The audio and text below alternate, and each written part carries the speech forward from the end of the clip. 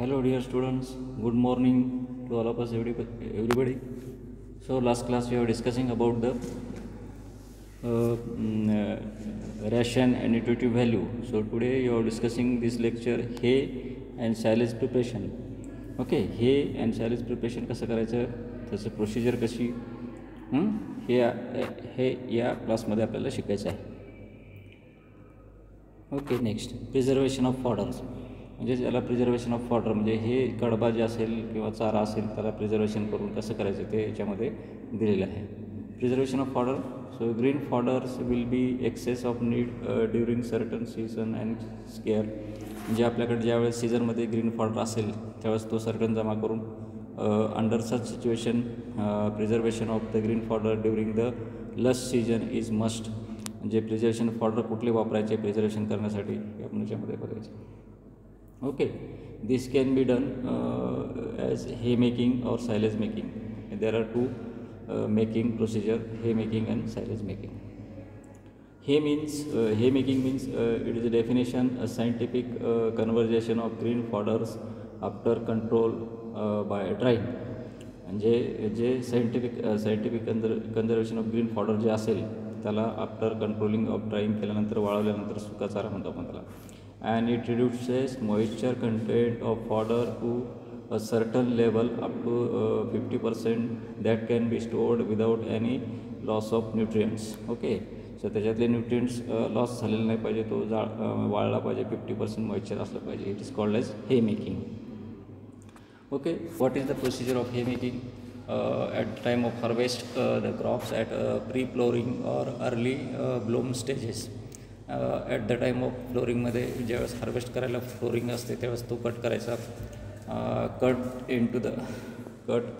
into the field for 2 to 3 days with morning and evening turning till it achieve 40% of moisture. Then transfer into the shade and dry it on the tripod, tetrapods or fence or racks of 2 to 3 days till reach the stage of moisture content is 15 to 20%. You can see this picture. This is the hay making and the procedure like that. Okay, what are the characteristics goods hay? म्हणजे हे मध्ये characteristics goods काय आहेत ते आपण बघू. It should be green, leafy and palatable, free from dust, molds and undesirable weeds. Moisture content should be less than 15 to 20%. Nutritive value, you can see this, the legume hay, 9 to 15% DCB total digestible proteins and 50 to 60% total digestible nutrient. एवढा percentage पाहिजे. त्याच्यानंतर grass हेमध्ये 2 to 4% DCP and 45 to 50% of total digestible nutrient पाहिजे. It is a good quality of hay. Okay, next silage making.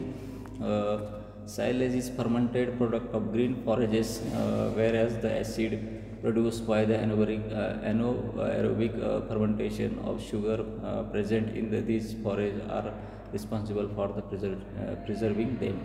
म्हणजे याच्यामध्ये oxygen दिसला नाही पाहिजे. अनारोबिक कंडिशनमध्ये फर्मेंटेशन केलं पाहिजे सायलेजचं. त्याला कुठले क्रॉप वापरतात ते पण आपण आता बघू. Silage is green succulent feed, preserved mower is in original form without appreciable changes in composition. Okay,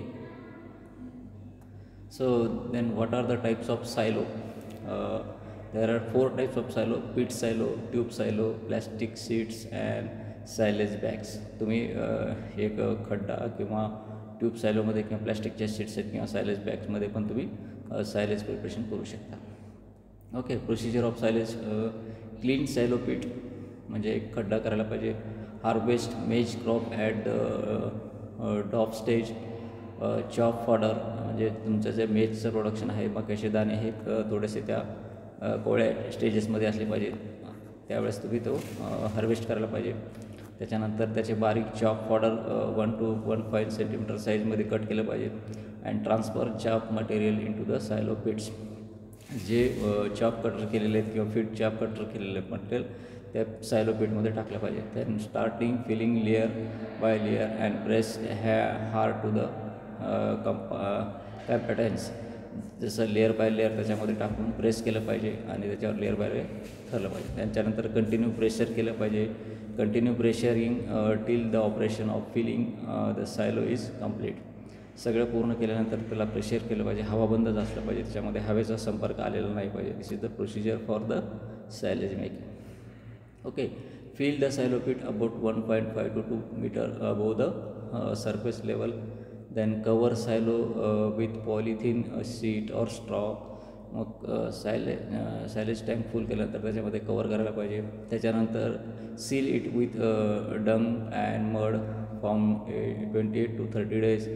and pH of silage should be 3.5 to 4.5 एवढे pH पाहिजे आणि 28 ते 30 दिवसानंतर ते सायलेज तयार झालेलं पाहिजे. Okay. So in this figure you can see the green fodder in the field. This is the maize. Then this is the harvesting green fodder.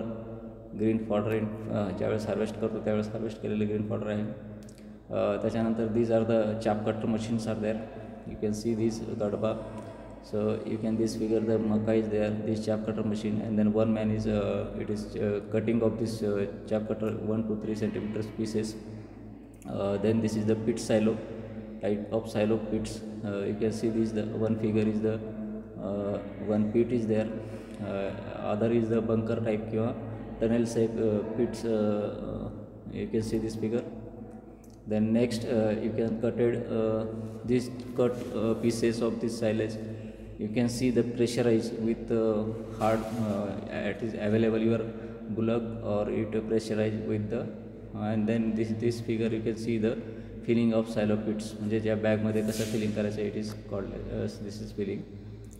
You can this sealing of silo pits. Okay. त्याच्यामध्ये झाकून ठेवायला पाहिजे, seal करायला पाहिजे. And in sealing process you can see this the another figure sealing केलेली process आहे. Okay.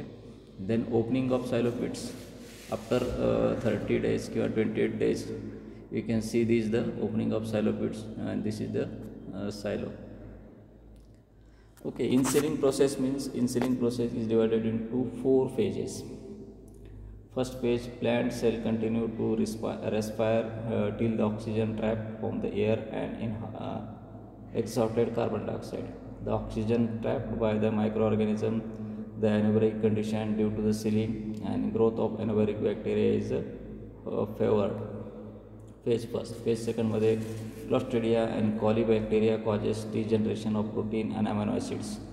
त्याच्यानंतर production of amino acid, acetic acid, lactic acid and producing bacteria also increases. These bacteria is produced for digestion.